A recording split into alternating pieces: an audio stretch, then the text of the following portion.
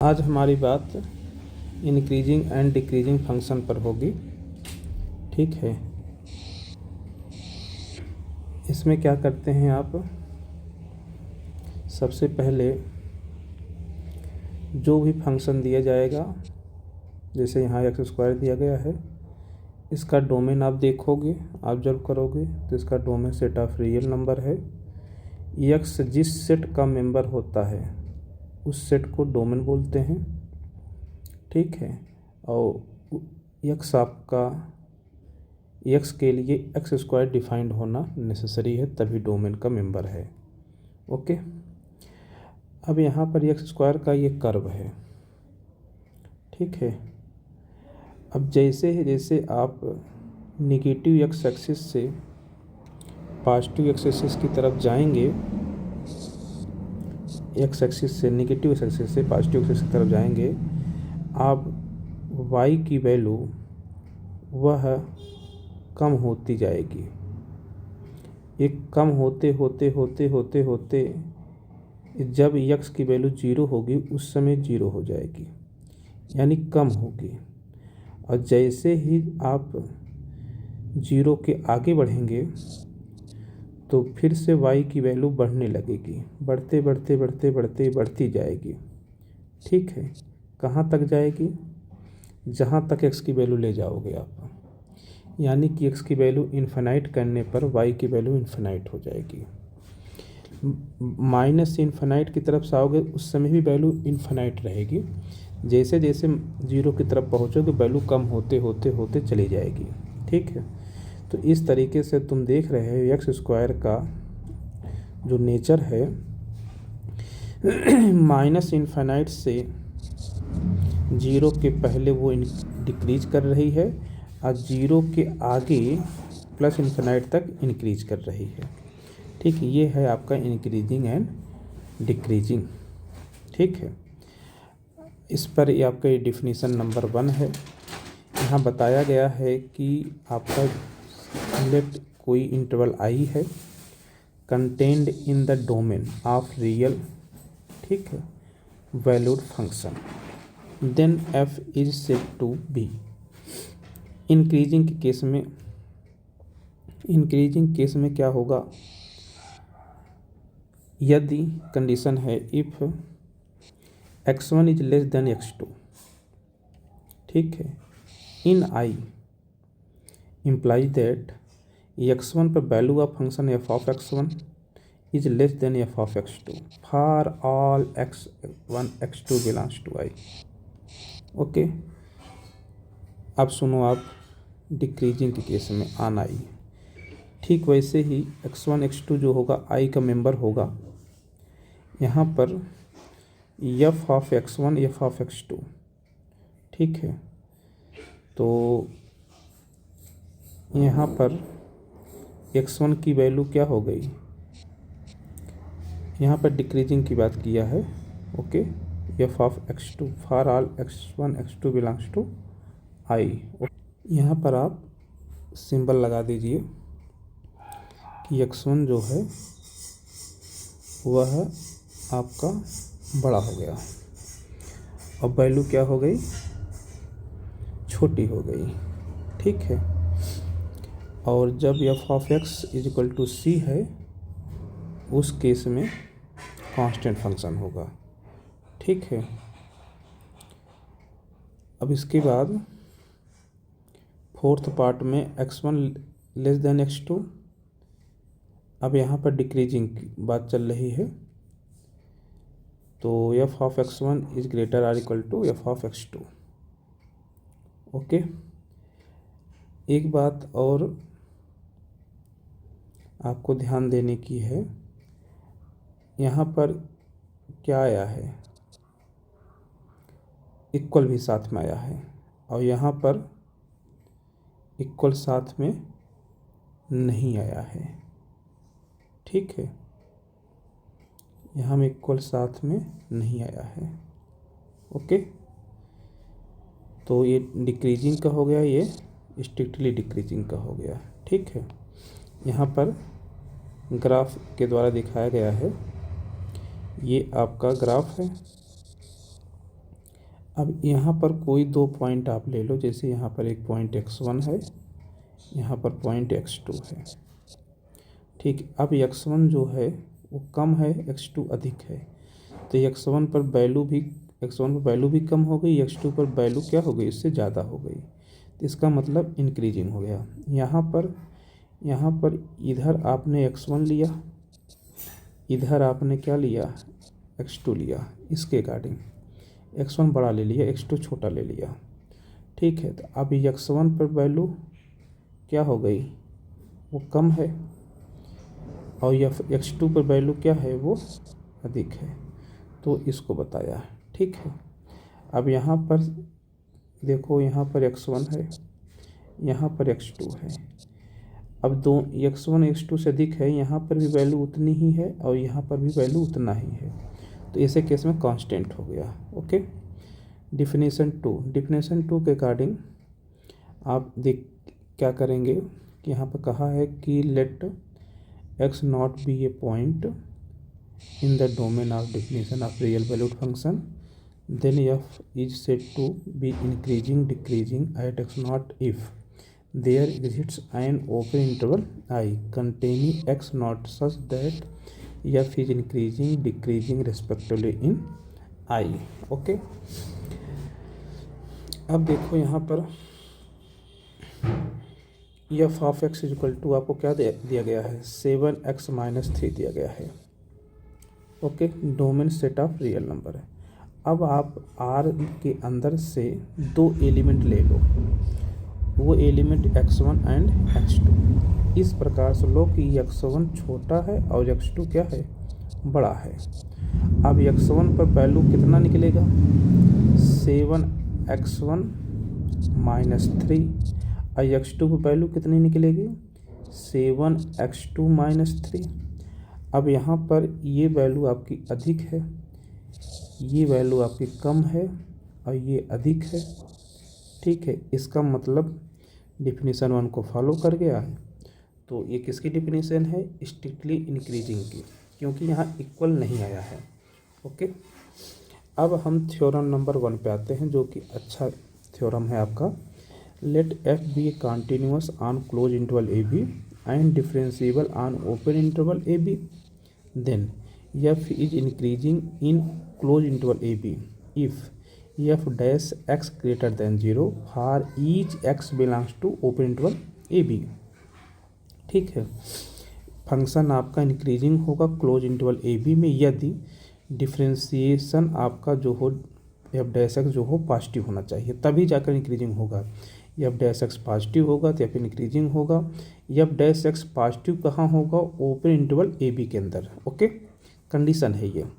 अच्छा, f dash x less than 0 हो गया, for each x belongs to open interval a b, उस case में आप कहेंगे f इज डिक्रीजिंग। ओके, अच्छा, f dash x equal to 0 हो गया, for each x belongs to open interval a b, then तब आप f इज कांस्टेंट फंक्शन कहेंगे।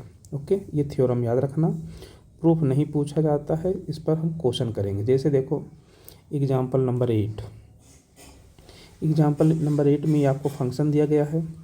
ठीक है, इंक्रीजिंग की बात किया है कि बेटा जी f डैश एक्स हम डिफ्रेंशिएट करेंगे इसको, इसका डेरिवेटिव आएगा 3x² - 6x + 4। यहाँ से 3 कॉमन कर लेंगे, ये हो जाएगा x, नहीं कॉमन नहीं हो पाएगा। ठीक है, होने हो जाएगा लेकिन ज़रूरत नहीं है।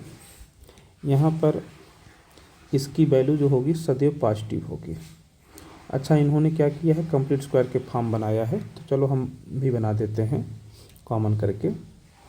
या तो एक दूसरा तरीका ये है, यहाँ पर तुम देख रहे हो ये आपका जो है वो पॉजिटिव है जो कि 3 है, और यहाँ पर जो d होगा वो लेस देन 0 है। कैसे, ये देखो ये 36 बन गया, -4 × 4 × 3, ये कितना आ गया, 4 × 16 = 48। इसकी वैल्यू माइनस में आई, इसलिए इसकी वैल्यू जो होगी वो सदैव क्या होगी, पॉजिटिव होगी। जब ये सदैव पॉजिटिव हो गई, f डैश एक्स सदैव पॉजिटिव हो गई, पॉजिटिव का मतलब इंक्रीजिंग। ठीक है, तो आपका फंक्शन क्या हो गया, इंक्रीजिंग हो गया। इन्होंने होल स्क्वायर के फॉर्म बना के आपको बताया कि ये सदैव पॉजिटिव होगा। ओके, अब हम आगे आते हैं नेक्स्ट एग्जाम्पल पर, एग्जाम्पल नंबर 11 पर। यहाँ क्यूबिक फंक्शन दिया गया है, इसको डिफरेंशिएट करो। तो इसको डिफरेंशिएट करोगे तो ये आपका आ जाएगा 12x² माइनस 12x माइनस 72। यहाँ से 12 कॉमन कर लेंगे, x² माइनस x माइनस 6। ठीक है, ये तो एफ डैश एक्स आ गया। ओके, एफ डैश एक्स को ज़ीरो करेंगे तो ये आपका ज़ीरो हो जाएगा। जब ये ज़ीरो हो जाएगा तो इसके दो रूट्स आएंगे, एक 2 आएगा, एक 3 आएगा, एक -2 आएगा। उसको नंबर लाइन पर दिखाते हैं, जैसे यहाँ दिखाया गया है। तो -2 और 3। ओके, तो ये आपका जो लाइन है ये 3 इंटरवल में डिवाइड हो गई। एक -∞ से लेकर -2 तक, एक -2 से लेकर 3 तक, और एक हो गई 3 से लेकर इन्फिनाइट तक।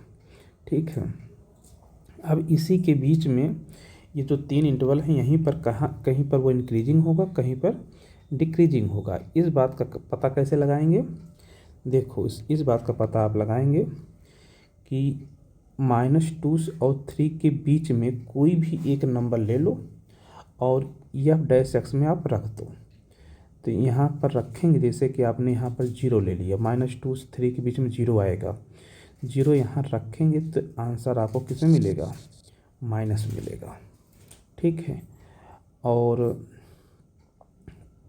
3 से ऊपर कोई नंबर ले लो, जैसे आपने 5 ले लिया तो ये हो जाएगा 25, और ये हो जाएगा -5, ये हो जाएगा -6, ये पॉजिटिव आएगा। ठीक, इधर लोगे तो भी आपका क्या आएगा? पॉजिटिव आएगा। ठीक है, आप रख के देख सकते हो। तो जहाँ पर माइनस है वहाँ पर डिक्रीजिंग होगा। तो माइनस कहाँ पर है? -2 से 3 के बीच में। तो जो हमें इंटरवल फाइंड करना है तो वो आपका इंटरवल मिल जाएगा -2 3। ओके, और जहाँ पर प्लस है वहाँ पर इंक्रीजिंग होगा। तो इंक्रीजिंग केस में आपका आ जाएगा -∞ से -2 यूनियन 3 टू इन्फिनाइट। ठीक है, तो ये आपका आंसर हो गया। ये आंसर यहाँ पर भी लिखा गया है। ओके, तो यहाँ पर लिखा गया है कि -∞ -2 या फिर इंक्रीजिंग, 3 टू इन्फिनाइट या फिर इंक्रीजिंग, -2 to 3 या फिर डिक्रीजिंग, जो कि मैंने आपको बताया। ओके, अब हम आते हैं क्वेश्चन पर, क्वेश्चन नंबर 5, 7, 9 पर। ओके, जैसे अभी एग्जाम्पल किए हैं ठीक वैसे ही सॉल्व करेंगे क्वेश्चन 5 को। Find the interval in which the function F is given by F of x. Cubic function है तो आपको इंटरवल फाइंड करना है जहाँ पर यह इंक्रीजिंग होगा और डिक्रीजिंग होगा। तो सबसे पहले फंक्शन को आप डिफरेंशिएट करेंगे। डिफरेंशिएट करने पर आपका ये आ जाएगा 6 times x² minus x minus 6। इसका फैक्टर करेंगे x माइनस 3 x प्लस 3। इसके जो रूट्स आएंगे उसको नंबर लाइन पर दिखाएंगे, -2 और 3। Sign of f dash x, इसको चेक करेंगे तो -2 और 3 के बीच में माइनस आएगा, इसके पहले प्लस आएगा और 3 के आगे प्लस आएगा। तो -∞ टू -2, 3 टू इन्फिनाइट, ये इंक्रीजिंग, ये डिक्रीजिंग। ठीक है, क्वेश्चन नंबर 7 में, क्वेश्चन नंबर 7 आपको यह बात दिखाना है कि जो आपका फंक्शन दिया गया है वह इस तरीके से दिया गया है। ठीक है, ये आपका फंक्शन दिया गया है। डोमेन जो है वो x ग्रेटर देन -1 है। ठीक है, x ग्रेटर देन -1 है। ओके, आपका जो डोमेन है वो x ग्रेटर देन -1 है। इसी डोमेन में रहना है आपको। इसी डोमेन में बात भी किया है कि आपका ये फंक्शन जो है y जो है वह इंक्रीजिंग होना चाहिए। ओके, तो सबसे पहले y को आप डिफरेंशिएट करेंगे। तो डिफरेंशिएट कर देंगे तो log ऑफ 1 प्लस एक्स का डेरिवेटिव 1/1 प्लस एक्स हो जाएगा। इधर आप कोसेंट रूल से इसे डिफरेंशिएट कर लेंगे, एलसीएम ले लेंगे। एलसीएम लेने के बाद ये आपका x² plus x divided by x² divided by 1 plus x 2 plus x का होल स्क्वायर 2+x का होल स्क्वायर सदैव पॉजिटिव होगा, 1+x भी पॉजिटिव होगा। क्यों पॉजिटिव होगा? क्योंकि आपको -1 के आगे ही चलना है, ठीक है। -1 के आगे 0 भी है, आगे ही जाना है, ठीक है। तो ये भी आपका पॉजिटिव हो जाएगा। x² आपका नॉन निगेटिव होता है, ठीक है। नॉन निगेटिव क्यों है? क्योंकि x की वैल्यू 0 रख सकते हो, डोमेन में आएगा तो नॉन निगेटिव है। तो कहने का मतलब dy/dx आपका क्या हो गया? नॉन निगेटिव हो गया। जब dy/dx नॉन निगेटिव मतलब पॉजिटिव, मतलब निगेटिव नहीं है, निगेटिव नहीं है मतलब पॉजिटिव है, 0 भी हो सकता है। तो ऐसे केस में y को आप क्या कहेंगे? इंक्रीजिंग फंक्शन कहेंगे, ठीक है।